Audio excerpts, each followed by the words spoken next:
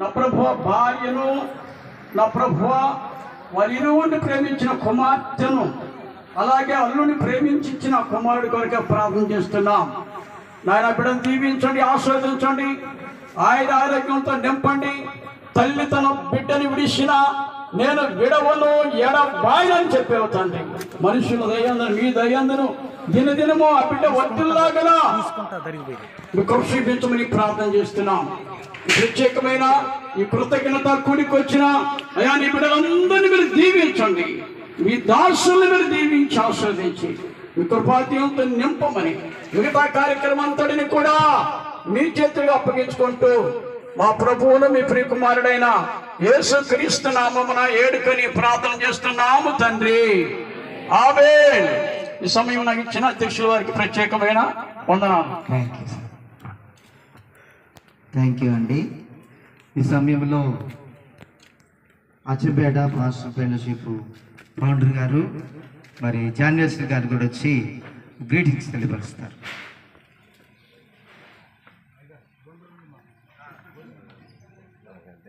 దేవుని పరిశుద్ధ నామమునకు మహిమ కలుగును గాక.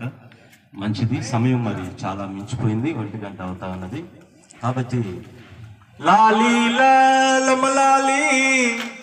లాలీ జో లాలీ లాలీ జో లాలీ లాలీ లాలీ.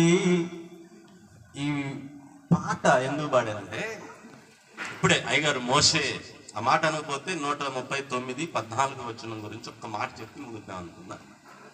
పిల్లల్ని పసిపిల్లగాన్ని ఎలా పెంచుతారు?